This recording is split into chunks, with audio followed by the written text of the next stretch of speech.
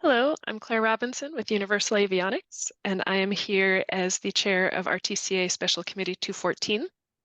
And I'm here with Stefan Pileski of Collins Aerospace and the chair of EUROCAE Working Group 92, and Dongsang Miter Corporation, who is the VDL subgroup secretary. We make up the VDL standards group that is a joint committee of 3 different groups: EUROCAE Working Group 92, RTCA SC-214, and then also the AWC Datalink System Subcommittee.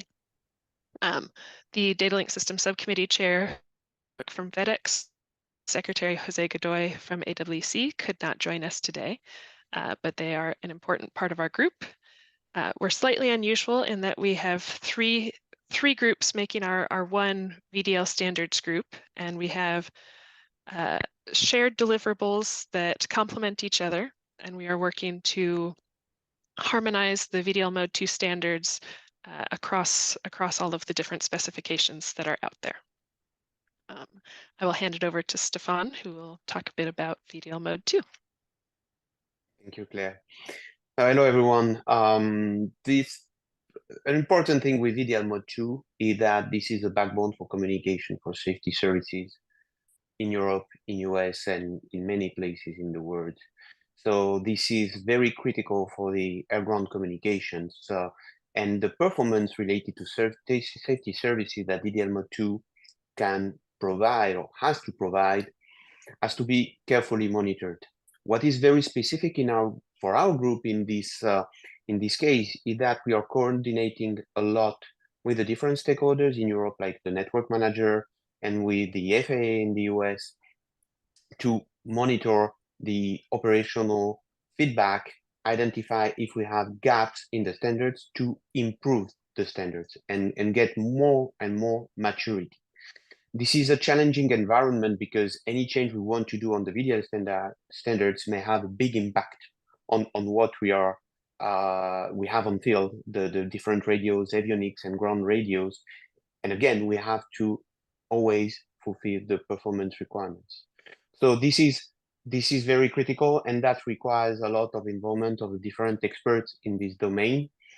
And so this is why when we think about IPS, and we think about VDL Mode 2, sorry, we have to think about the future. So that being said, Dr. Zeng will present what are the different standards we are developing. Okay, thank you, Stefan, for the introduction. As Stefan said, VDL Mode 2 is very important for the air-ground communication safety, efficiency, and security. So there are several key drivers for VDL Mode 2 standards update. The first one is the operational performance enhancement required by the existing datalink operations, like in Europe and in US. VDL Mode 2 performance is critical to today's air-ground operation. So that's the number one driver. And the second one is the IPS support. IPS is the emerging air-ground network technology. And VDL Mode 2 will support IPS. So that's the second driver. The third one is the subnetwork security, because currently air-ground datalink doesn't have security, but in the future, VDL Mode 2 subnetwork will provide security to enhance the operational safety of datalink. And the last one is the interference issue. Currently, we have the CSPs are experiencing interferences, from LED lights and USB fans. So all those interference issues, are impacting the current subnetwork performance. So we are working on the interference issues and identify the mitigation approaches. So with that, so the next standards revision will cover all those enhancements, and the impacted standards include AWC 631-9 standards, and also EUROCAE RTCA video mode 2 masks and MOPs. And after that, we will update the air-ground interoperability standards, which is DO333 and ED 276. After all the EUROCAE RTCA AWC standards update, we will also update ICAO DOC 9776, which is video mode 2 tech manual. So the current schedule is all the RTCA EUROCAE AWC standards will be completed by the end of 2024, and then we will complete DOC 9776 update by mid-2025. So the ICAO applicability date is expected to be around year 2026. So that's the current target schedule. With that, I would like to hand it back to Claire to talk about the collaborations and also the standards enhancement. Thanks, Dongsong. So I'm going to jump into discussing the RF interference issue that has become a widely known issue across the industry for, in particular, aircraft operating in VDL mode 2 at the gate when they're trying to send important messages prior to pushback.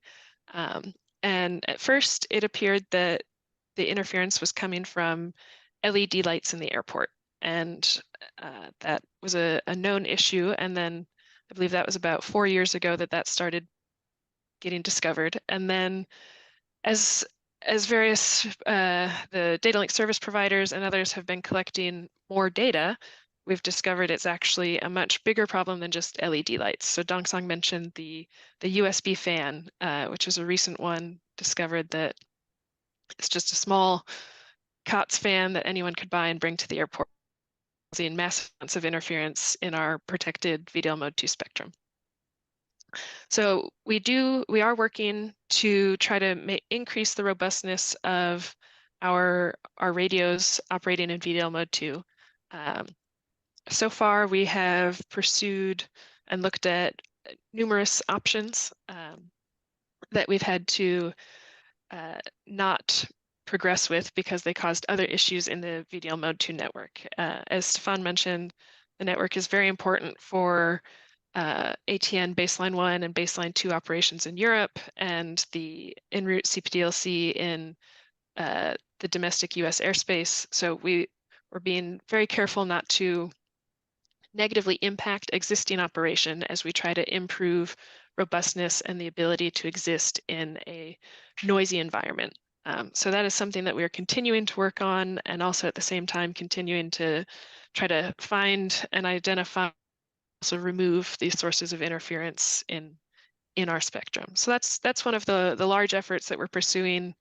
We've got data collection and test and simulations ongoing from service providers, manufacturers, Eurocontrol, and others. So it's a pretty massive operation that we're hoping will feed into our standards work, and we can improve our performance going.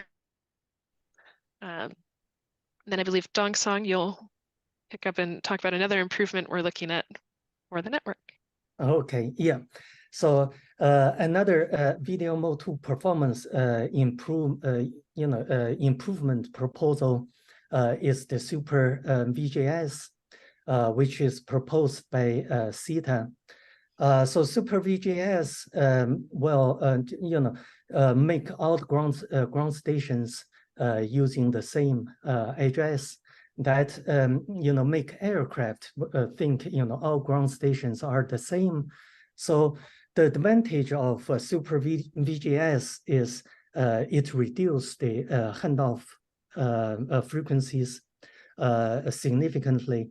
And another advantage is it takes advantage of downlink antenna diversity.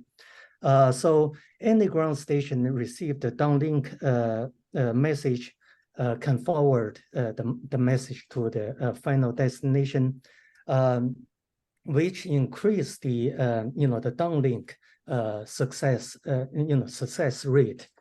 So Super VGS can improve the efficiency of video mode 2 subnetwork communication and reduce the latencies and also as well as